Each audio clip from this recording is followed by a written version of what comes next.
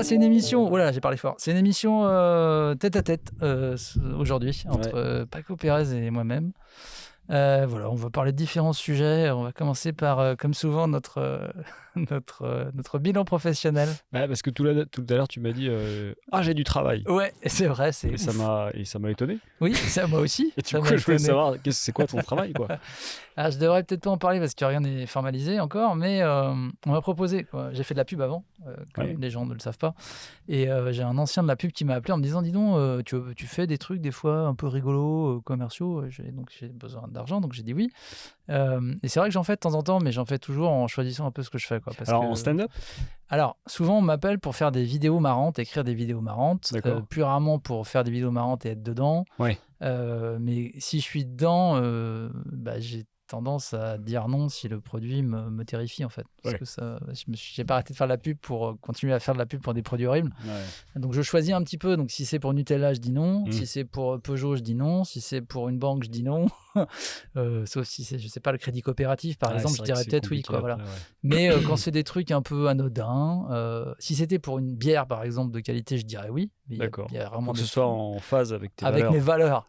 L'alcoolisme, notamment. L'alcoolisme. L'alcool, je dis oui. L'alcool, je dis oui. Je dis oui si c'est de la qualité, bien sûr. D'accord. Et donc, il peut y avoir des pubs sur Internet pour l'alcool, mais c'est rare. Et puis, là, on m'a demandé de faire une pub pour l'AFNOR. Alors, l'AFNOR, c'est l'organisme privé d'autorégulation des normes en France. C'est-à-dire que c'est ça qui fait que ce micro, par exemple, fait cette taille-là, que la fréquence sur laquelle on est sur le téléphone est cette fréquence-là, que les palettes que tu as dans les marchés pour trimballer des trucs font cette taille-là. C'est une boîte privée ? Non, justement. Enfin, oui, c'est une boîte privée. C'est un organisme, j'imagine, privé, forcément privé d'ailleurs. Et qui s'occupe des diamètres des pneus, mais aussi de trucs, des fois... c'est l'autorégulation dans les différents domaines de l'industrie. Je pensais que ça se faisait un peu automatiquement. Il y a des lois aussi, mais il y a des normes, des autonormes, quoi. Et eux, ils contrôlent. Et eux, je ne sais pas s'ils contrôlent vraiment, mais ils incitent les gens à mettre en place des normes. D'accord. Mais ça peut être sur les normes de sécurité dans les immeubles, je sais pas, le fonctionnement des extincteurs, la taille des bouchons de liège, par exemple, des bouchons de liège, la façon dont ils sont faits pour les bouteilles de pinard. Ça, ils m'ont dit, ça va t'intéresser. Je dis oui, probablement. S'ils m'ont filé une liste d'exemples de trucs qui pourraient m'intéresser. D'accord. Les normes ISO 9000 de sécurité dans certains domaines. C'est hyper variable. Ça peut être dans les services aussi. Et donc, les normes, c'est dans tes valeurs ? Et les normes, disons que ça me gêne pas spécialement de faire des pubs pour un organisme qui s'arrange pour que les normes soient toujours les mêmes, quoi. Tu serais pas un peu normé ? Je suis très normé, je suis totalement orthonormé, je suis un citoyen modèle. D'accord. Et, non, mais c'est pas un truc, c'est pas un truc, c'est pas non plus une assoce, mais c'est pas non plus un truc à but lucratif. Leur exemple qu'ils prennent toujours typiquement, c'est que c'est la suite du bureau des normes qui existe depuis le début du siècle. Ouais. Et ils disent, le grand exemple qu'ils donnent tous, mais ils se font un peu mousser évidemment, c'est dire le grand feu de 1906 à San Francisco, ou je sais plus où d'ailleurs, une autre ville américaine, les différents pompiers en fait avaient pas la même taille de tuyaux. Du coup, ils pouvaient pas se brancher aux tuyaux des autres parce qu'ils n'avaient pas les mêmes normes. Donc voilà, à partir de là, on a commencé à faire des normes dans tous les grands pays. Et après, au niveau international, on a commencé à faire des normes. Je crois que le premier litre et le premier kilo, c'était la Révolution française, non ? C'est ça. Ils voulaient un truc plus simple que les mesures royales ou les mesures anglaises qui sont encore en place actuellement en Angleterre et qui sont invraisemblables, quoi. Et en fait, les mesures officielles, c'est plus les mesures françaises que les mesures anglaises, non ? Ouais, le monde en général a plutôt les mesures françaises, les litres, la base 100, quoi, parce que les mesures anglaises, c'est des bases absurdes, genre le pied, le machin. Et les Américains ont les mesures anglaises ? Ils sont les mesures anglaises, ouais. Ils sont les mesures anglaises. Et genre la taille de la bite du duc de Marlborough en 1735 qui a servi de maître étalon. Sérieux ? Non, c'est pas vrai. D'accord. C'est une vanne qu'on a avec un pote quand on se baladait en Angleterre. Et on se disait, mais c'est quoi leur mesure, quoi ? Parce qu'en plus, dans certains coins, ils en ont gardé des vieilles, traditionnelles. Ça n'a aucun sens. Donc les anglo-saxons dominent le monde, mais les mesures, c'est nos mesures à nous. C'est nous, c'est les mesures latines. Ouais, les mesures latines. On peut se la raconter, quoi. Ouais, on peut se la péter. Et donc voilà, donc ils m'ont proposé, en fait, de faire des sketchs autour de leur sujet. C'est-à-dire en tant que stand-upper. Et de les filmer. Donc ils aimeraient les filmer sur scène. Putain, c'est dur de faire des vannes sur les normes. C'est dur, mais ça veut dire qu'il faut faire un sketch qui soit accessible à tout le monde, parce que l'idée c'est que ça fasse vraiment marrer les gens, c'est pas de faire un faux sketch. Et en fait, je me suis aperçu que c'est pas les premiers à avoir cette idée-là. J'ai vu passer l'autre fois un truc sponsorisé sur Insta qui avait été filmé au Barbès, je crois, même j'en suis sûr. Et il y avait un de nos camarades qu'on connaît bien, Adrien Montowski, qui faisait des vannes sur je crois que c'était une appli bancaire, une nouvelle forme de banque. Je confonds, je sais même plus ce que c'était. Je l'ai pas regardé entièrement, mais ou un truc, des toilettes propres, j'en sais rien, n'importe quoi en fait, tout peut marcher. C'est-à-dire, en fait, il improvisait avec des gens au premier rang, c'est une vraie fausse impro. C'était plutôt bien. Vraiment, je dois dire que c'était plutôt bien, ça donnait bien, c'était marrant. Je l'ai pas regardé entièrement parce que on m'a appelé, après j'ai perdu la vidéo, mais je crois que c'est pas la première fois que ça se fait. J'en ai vu plusieurs déjà, des sketchs qui sont réellement faits pour faire marrer, mais autour d'un sujet qui est imposé. Il y a plus de chances pour que ça fasse pas un bide style Gad Elmaleh quand il a fait son sketch sur la banque. Vraiment, le contre-exemple qu'on a tous en tête, c'est ça. Oui, quoi. Parce qu'en plus, il aurait tout à fait eu les armes pour faire quelque chose de un drôle, truc vraiment marrant, même sur la banque. Oui, mais il fallait dire que les banquiers étaient des enculés. Il fallait aller jusqu'au bout en fait. Il faut faire des vraies vannes un peu comment dire, contre le produit. Pour finir par dire qu'en fait, mais tu peux dire les banquiers sont tous des enculés sauf eux. Tu vois, tu peux trouver peut-être une solution, mais tu peux pas dire enculé à la télé française de toute façon. Donc voilà, c'est sûr. Mais c'est vrai, oui, quitte à enregistrer un sketch, autant le faire pour de vrai. Il faut le faire pour de vrai, et même faut faire un truc un peu méta avec la jeunesse du sketch. Quoi. Comment tu dis, mais comment je peux faire des vannes là-dessus c'est un placement de produit, mais c'est le produit qui t'appelle. C'est ça, ouais. Et bon, après, ça a déjà été fait sur plein d'autres produits. C'est un placement d'artiste en fait. Ouais. C'est les marques qui placent des artistes sur leurs projets, sur leurs objets. Après, pourquoi pas, encore une fois, si le produit n'est pas honteux. Oui, carrément. Voilà, moi, ça me gêne vraiment. Surtout qu'on est obligé, nous, parce que si on essaie d'avoir un peu t'es obligé d'avoir un peu de morale quand je pense qu'un humoriste, il peut pas se foutre complètement de la morale non plus. Ou peut-être pas de la morale, mais de l'éthique, on va dire. Il y en a qui le font, je pense.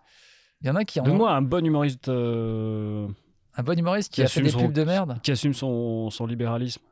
Je sais pas, tous les humoristes américains, ils en ont rien à secouer. Seinfeld a fait des pubs pour American Express. Ah oui, Seinfeld, c'est un bon exemple. Voilà, il y en a plein. Et donc, plus ils sont riches, plus ils en font, quoi. Je sais pas, je vois pas Chris Rock, Dave Chappelle faire trop des trucs comme ça, non? Je sais pas. Ou Louis C.K. Tu vois Louis C.K. faire une pub pour... on peut vérifier. Est-ce que Louis C.K. a fait une banque? Peut-être pas pour une banque, mais pour d'autres. Oui, des trucs, mais pas pour des trucs un peu. Je vérifie. Non, mais une banque, c'est pas un truc sympa. Une banque, on sait forcément que c'est à un moment donné, ils vont arnaquer des gens, qui vont prendre leur baraque hypothéquée, surtout aux États-Unis. Les banques sont encore plus fourbes qu'en France, quoi. Donc c'est difficile de se dire, il y a forcément ton produit, il y a forcément un truc qui va clocher, quoi. Mais même là, si je fais des pubs pour les normes, on peut dire mais c'est des normes pour des trucs hyper capitalistes. Une fois, j'avais joué pour le Crédit Lyonnais une fois. Ouais. Et c'était pour l'entreprise, donc en interne. Mais je fais un sketch avec Franjo, je crois. Ouais.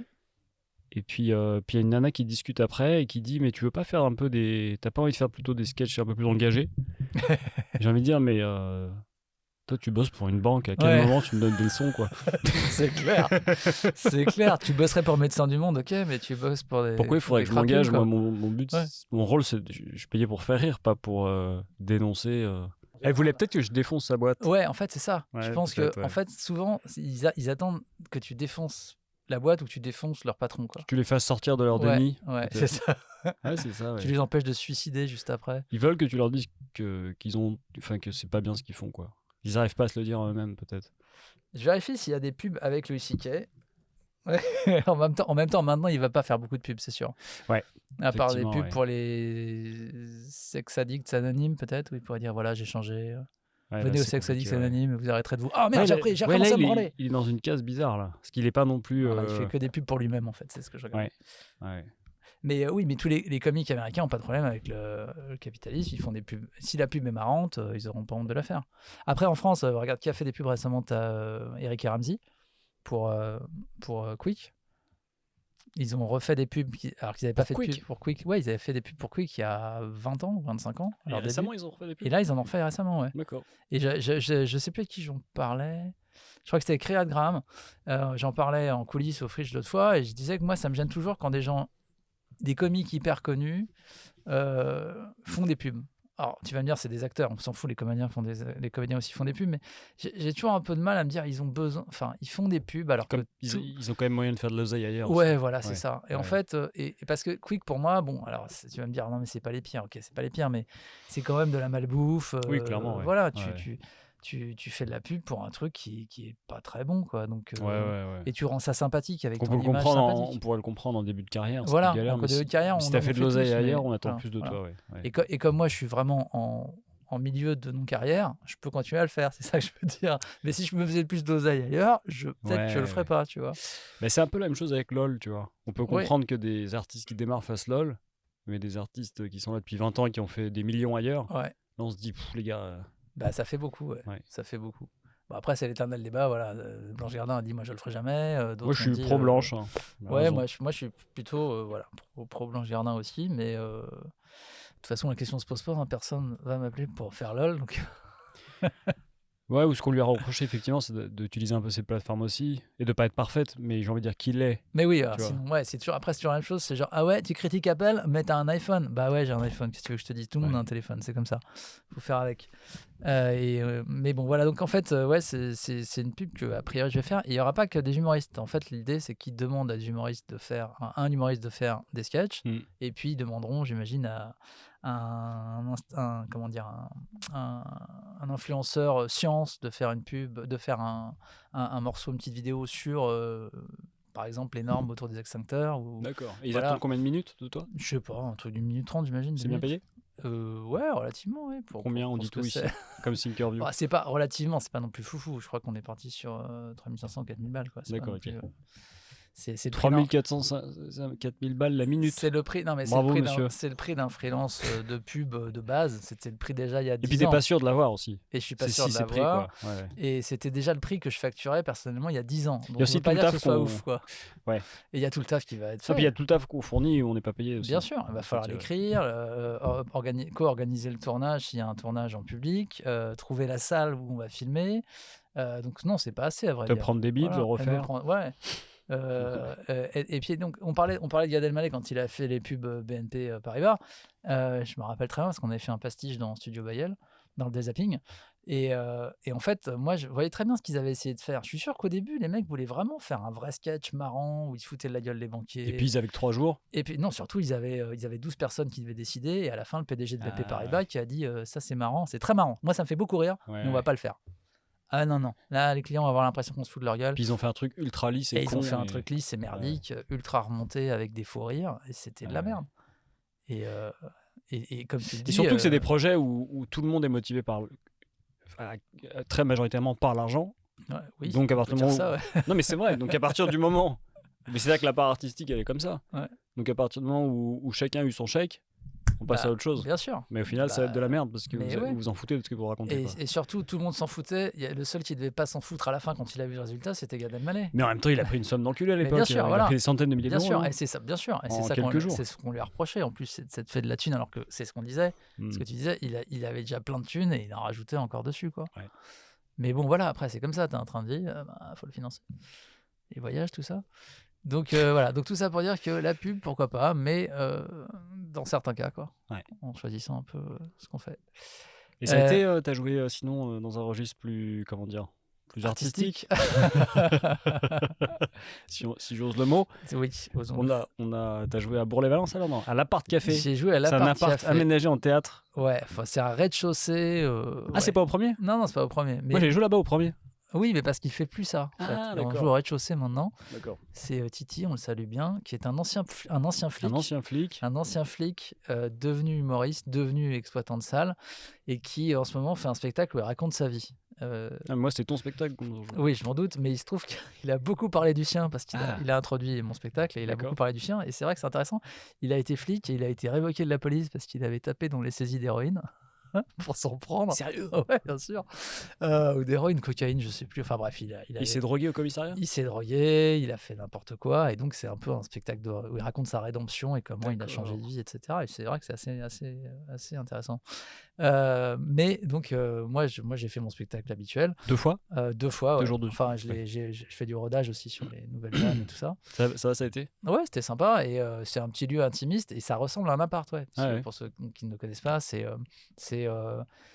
rempli de vieux canapés, de vieilles chaises, C'est de la récup un peu. de la récup, de vieilles lampes et tout, et t'es assis dans les canapes et ça rappelle pour les vieux qui nous écoutent peut-être, la Flèche d'Or, qui était un vieux bar à Paris. Il y a quoi? T'as eu quoi? C'était de la 25? Il y a récup aussi, 20-25 comme ça. personnes dans ces eaux? Un peu plus, c'est peu plus plus. 50, 60. Ah, quand même. Ouais, D'accord, ok. faire ça. Et je me souviens, il était assez fourni en alcool aussi. Il avait vraiment de tout. Il a effectivement une très très belle collection. Parce que c'est un bar aussi où les gens viennent prendre des verres après le spectacle. Mais moi, je suis en retour de Dry January, donc c'est très bizarre. En fait, j'ai pas bu. Ah, t'as pas bu? J'ai essayé de boire une bière, je l'ai même pas fini. Et le lendemain soir, j'ai bu un jus d'orange, quoi.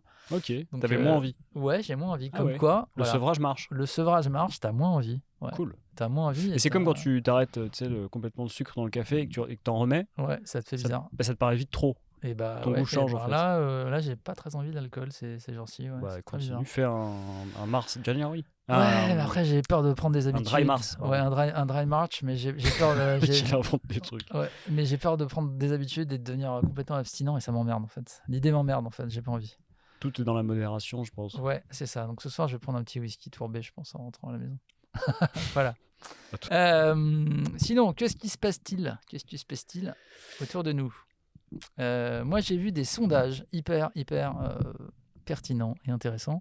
Il y a un sondage qui vient de sortir qui explique que les 18-24 ans sont totalement asexuels. Vous êtes dedans, les gars? Est-ce que vous êtes dedans? Vous avez quel âge?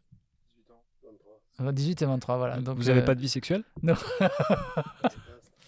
Pardon? Un désastre. Un désastre. Et toi? Marius. Bah, 1 sur 2. Voilà.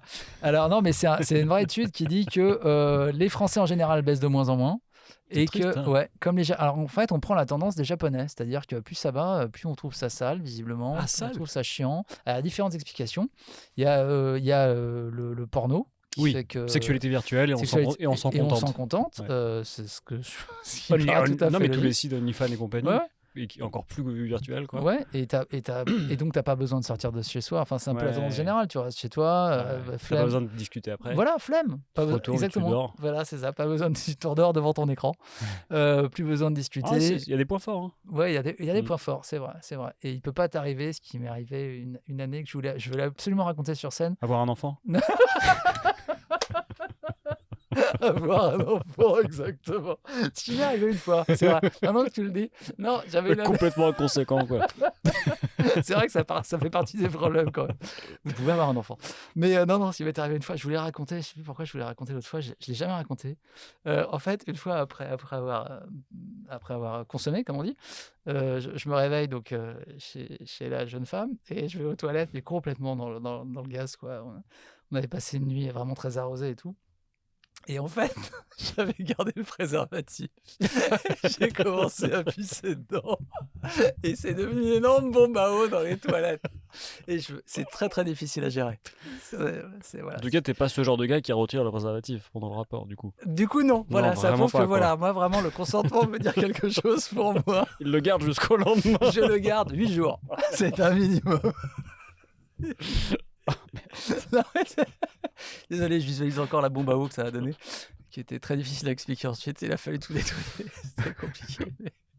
Mais voilà, oui, non, c'est vrai, je garde ça très longtemps. D'accord. Et je l'enlève. D'ailleurs, à l'heure où je parle, j'ai encore un t'étais préservatif. tellement défoncé que tu l'as pas retiré, quoi. J'ai oublié, je me suis endormi. Ça peut arriver. Je me suis pas endormi dans la personne quand même, mais je me suis endormi, voilà. Et voilà, et du coup, c'est triste, alors il y a moins de. Et donc, de moins en moins de gens. Enfin, je sais pas si c'est triste. Est-ce qu'on est obligé d'avoir une vie sexuelle? On n'est pas obligé. Enfin... Non, alors justement, il y a beaucoup de gens qui disent je suis asexuel maintenant et je l'assume. Mais il y en a beaucoup aussi, c'est vraiment, je pense, c'est de la flemme, quoi. c'est là, après les réponses, c'est de la flemme. C'est ah, attends, je vais pas me faire chier. À la Ah, la maison, flemme. je vais regarder, je vais me palucher sur Internet pour les mecs. Et pour les meufs, il y a aussi la peur, déjà, numéro un. Ouais, La peur de tu sais pas sur qui tu vas tomber. ouais. Et puis, le fait que les sites de rencontres font qu'il y a une usure, en fait. Ils appellent ça l'usure des dating, je sais pas quoi. Bref, il y a un nom en anglais. Ouais. La fatigue, en fait, la fatigue des dates, c'est d'être tout le temps à te préparer pour des dates et que ça C'est donne rien à la énergivore, ouais. fin, c'est énergivore, Ouais, ou c'est que ça vrai. donne un truc qui dure peu de temps et qu'en fait, t'en as marre. Et Mm. on est tous, enfin, moi qui suis de retour sur les sites de rencontres, bah, périodiquement, je me désabonne. Enfin, je m'enlève des sites parce que c'est Mm. insupportable, en En fait. même temps, c'est difficile de mesurer la sexualité des gens. C'est un sujet super tabou. Comment tu vas avoir la vérité, Bah, quoi? bah oui, mais comme c'est anonyme, c'est des Ah questions qui ont ouais. été posées à plein de gens. Et donc, dans la catégorie, c'est les 18-24 qui vraiment sont, mais genre 50%, plus de 50% n'a pas niqué depuis plus d'1 an. Bon, c'était mon cas hein, quand j'avais 18-24. Ouais, Hein. alors moi aussi. En vrai, Et c'était c'est mon pas cas, parce que mais et je voulais pourtant. voilà, moi aussi je voulais. C'est ça la différence. C'est que nous, on était des post-puceaux, quoi. Ouais, c'est à 25 que ça a démarré, les gars. Si ça peut Ouais. vous rassurer. Ouais. Ouais, moi aussi, 25-26. Bah, Ouais, premier ouais, boulot, vraiment. premier taf, où tu reprends un peu la confiance.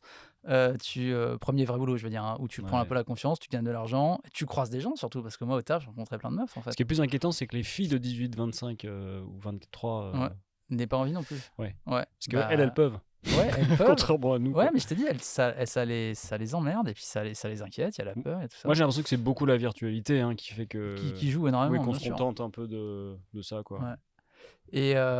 Et alors, parallèlement, et c'est vrai ce que je vous dis, les 18-24 sont la classe la plus prône au suicide. En ce moment, c'est la plus déprimée, la santé Les mentale gars. est en berne. ils font comme ça, ils font ouais. Non, mais c'est parce qu'ils meurent pas d'autre chose aussi. Quand t'es plus vieux, t'as c'est le temps vrai. de mourir d'autre chose. En Ukraine, par exemple, ils meurent d'autres choses. Ils n'ont pas le temps d'être Voilà. déprimés. Vous allez bien, vous? Ouais. De Les quoi? gars, c'est leur Nickel. première émission. Et déjà, on les prend comme. Oui, c'est vrai que ça peut jouer, effectivement. Je pense que c'est pas parfaitement corrélé. Tu peux ne pas avoir de vie sexuelle et être heureux, mais Bien pas quand sûr. t'es jeune. Mais quand, ouais. quand tu as une relation qui dure un petit peu, ou pas d'ailleurs, mais c'est quand même, il y a des hormones qui se libèrent et en général, Oui, t'es un bien peu mieux, sûr. quoi. Et t'es aussi rassuré narcissiquement, Ouais. accepté, machin. Ouais. Et puis, tu flottes un petit peu, tu penses à autre chose. Tu penses moins aussi à ce qui se passe. Tu regardes moins BFM, quoi. Quand Ouais. t'es en train de niquer, tu regardes moins BFM. Hein. Tu t'es moins inquiet de la Non, position mais du monde. t'es Quoi. dans le réel Tu aussi. penses à tes positions à toi. Non, mais surtout, t'es dans la vraie vie. C'est-à-dire qu'on Ouais, on passe c'est quand ça. même beaucoup de temps à être à voir ce que les autres mettent en Ouais. scène, donc pas la vraie vie. Ouais. Et au moins, quand tu rencontres une fille pour de vrai, bah. Une fille ou un garçon, bien sûr. Une fille ou un garçon, il y a des bons ou ce que tu veux, il y a Ouais. des bons et des mauvais moments, mais au moins, c'est la vraie vie. Donc ça te connecte à quelque chose de réel. Quoi. Ouais, t'es plus dans le FOMO, quoi. Ouais. Le fear of missing out. Et voilà. Donc c'est marrant que les deux études sortent vraiment le même jour et qu'elles corrèlent, quoi. Qu'elles corrèlent les trucs. Je sais Après, pas s'il y a comment on dit. peut-être plus de prise d'antidépresseurs, ça fait baisser la libido aussi, Ouais, c'est l'envie. possible aussi, ouais. C'est possible aussi, c'est vrai. Et les drogues en général, hein, je pense que. Je sais pas si la weed ça calme ou ça motive.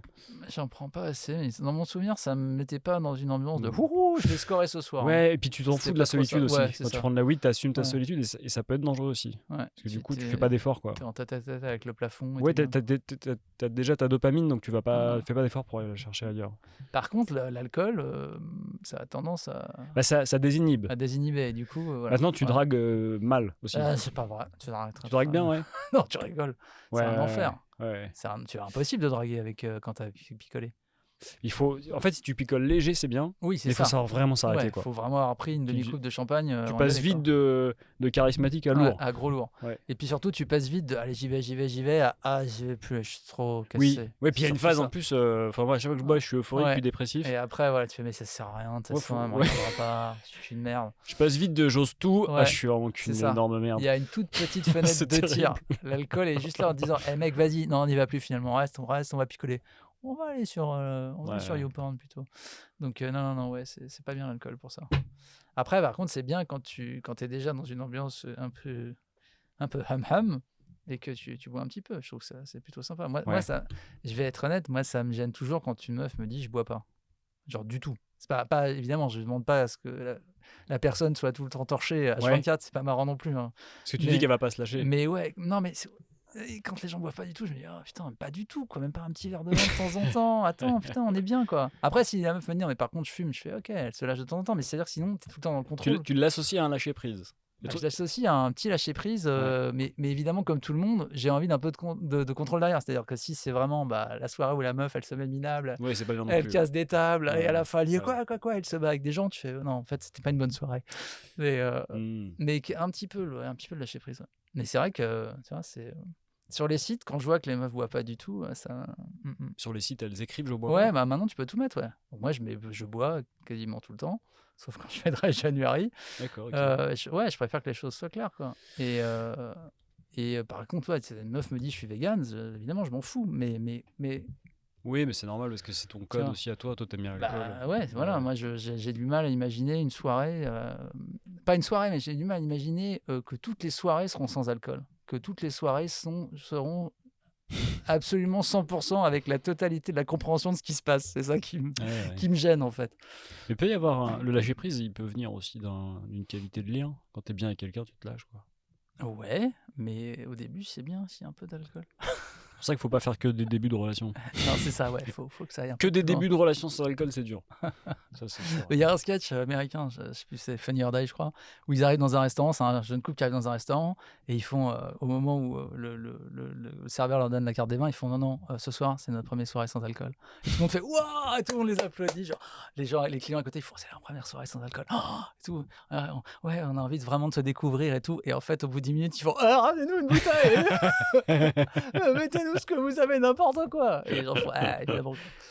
Mais c'est incroyable la puissance de l'alcool. Ah oui, moi j'avais lu un article pour terminer sur les conversations glauques, que la baisse de santé, enfin que l'augmentation des maladies mentales était liée à l'augmentation de l'automatisation des tâches, parce que ça mettait les gens au chômage et ça les rendait un peu inutiles en fait. Le sentiment d'inutilité fait pas du bien à la santé mentale, quoi. Ça joue forcément. Je veux dire, chaque fois qu'il y a des vagues de licenciements dans des industries et que tout le monde se retrouve au chômage, a priori, les mecs, ils sont pas très joyeux, quoi. Ouais, tu dis, on a plus besoin d'une machine que de toi. Ouais. Tu peux rentrer chez toi, mais on s'en fout un peu. Ça fait pas du bien aux gens. Non, en général, c'est rare que derrière, ils disent tu sais quoi, je me sens beaucoup mieux. Ça servira à rien, pas du tout. Après, je vais aller faire de la marche et ça va être super. Mais tu vas vers une falaise, oui, exactement, je vais vers une falaise. Et alors ? Donc, voilà. L'IA, oui, mais avec modération. Ouais, comme tout, bien sûr, comme tout. Qu'est-ce qu'on avait comme autre sujet qu'on voulait moi aborder ? je voulais juste un dernier truc sur la santé mentale. Est-ce que ça te fait du bien de voir un psy, David ? Ah oui, on peut parler des psys, c'est vrai. T'es quoi, une fois par semaine ? Non, toutes les 2 semaines, peut-être. Je sais pas, ça dépend. Tu dois bien le défoncer, ton psy, quand même. Le défoncer ? J'espère que ton psy a un psy. Je suis pas sûr que les conversations soient si. Et après, ils sortent en se disant putain, je vais pas bien, faut que je boive un verre. C'est effroyablement banal ce que je raconte. Oui. Non, vraiment. Je vais pas dans la zone. Est-ce que tu lui parles comme si le psy était ton ex ? Non, heureusement. Sinon, les séances s'arrêteraient vite, je pense. Mais... Sinon, c'est que t'arrives double, quoi. Non, je suis peut-être trop policé quand je suis. Il faut pas. Mon psy, mais, non, il faut se défouler. Il est là pour ça. Hein. Non, mais je m'énerve sur ce qui m'énerve, mais je m'énerve pas sur le psy, quoi. Mais je sais pas, moi je vois ça comme des conversations où je me lâche un peu. Mais tu te sens mieux après qu'avant ? Oui, je me sens toujours mieux, mais après, je me sens. Pour moi, c'est pas si différent d'une conversation comme celle qu'on a maintenant. Je parle beaucoup plus facilement de mes choses intimes. Oui, il y a quand même ça. Qu'il y a quelques années. C'est que tu peux balancer, tu peux être transparent et puis il est prêt à recevoir des choses. Ouais. Je pense qu'un psy, tu peux lui balancer, j'ai envie de mourir, il va quand même plus le gérer que la majorité de tes potes, quoi. Ouais, je pense. C'est sûr. Après, moi, je dis jamais j'ai envie de mourir. Je dis mais j'ai envie de tuer quelqu'un. C'est plus ça. Voilà. Plus mais il faut être capable de le recevoir, ça. Ouais, non, bien sûr. Mais je pense pas être le patient ou la patiente la plus difficile de mon psy, si tu veux. Vraiment. Encore une fois, je suis pas dans une dark place que j'ai l'impression que je parle de boulot, je parle de mon divorce. Enfin, c'est des trucs vraiment assez banals.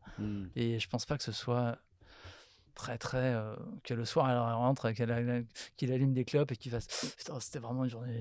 Il m'est arrivé vraiment des trucs super durs. Pour moi, c'est après on peut parler de la thérapie des guérisons ou pas, si on y croit à quel point ça marche ou pas, mais en tout cas, c'est au moins une soupape, quoi. Oui, bien sûr. Moi, ça me permet, quand j'en ai vu 1 an et demi, 2 ans, et je sentais que ça permettait de moins faire chier mon entourage. Tu vois. Probablement. Ouais. Probablement. Une fois que tu as un peu déversé ta négativité, bah, tu retournes vers les tiens plus détendus et t'as plus envie de répéter tes trucs Et jusqu'au lendemain, encore, quoi. et encore, j'étais tellement, ouais, jusqu'au lendemain, parce que ouais, moi j'étais tellement énervé sur certains sujets dernièrement que je pense que j'en ai beaucoup parlé autour de moi, qu'il y a pas que mon psy qui a eu droit, Ouais. quoi. Mais après, bon, après on en parle aussi sur scène. Nous, c'est l'avantage. On peut aussi parler de Ouais, mais certaines sur scène, angoisses, on est certains payé, il y a trucs. la contrainte de faire Oui, il faut rire. faire rire. Ouais, Mais au ouais. moins, on peut sortir certaines angoisses sur scène. Évidemment, attention, ça n'est jamais, la scène n'est jamais une psychothérapie. C'est le premier truc qu'on dit d'ailleurs aux gens Bah, c'est un travail, qui hein. débutent. On leur dit, Ouais, mec, c'est pas là pour déverser tes problèmes, en fait. Il faut que ce soit marrant. ouais, Il faut ouais. que ça parle aux gens aussi. Donc, il faut que ce soit des problèmes suffisamment universels aussi, quoi. Ouais. Oui, parce que Euh, si c'est ta psychothérapie, tu vas surtout mettre les gens mal à l'aise, en Ouais, fait. c'est ça. Bah, Ouais, on en connaît, ouais. qui ont arrêté heureusement l'humour et qui faisaient ça, quoi. Moi, j'ai des souvenirs terrifiants de Hmm. traquenards, quoi, dans certains plateaux où tu étais coincé, tu Oh, putain. regardais des trucs horribles, quoi. Oh, mon Dieu, je citerai personne parce que c'est des gens que personne connaît de toute façon, mais c'était terrible, quoi. Donc voilà. On voulait aborder le sujet d'isolation des baraques. C'est un vrai sujet d'humoriste. On Bah, n'en moi, parle pas ça, assez. ouais. Ouais. Nous, ça nous intéresse. Non, parce que moi, mais je vais dire pourquoi. Excusez-nous.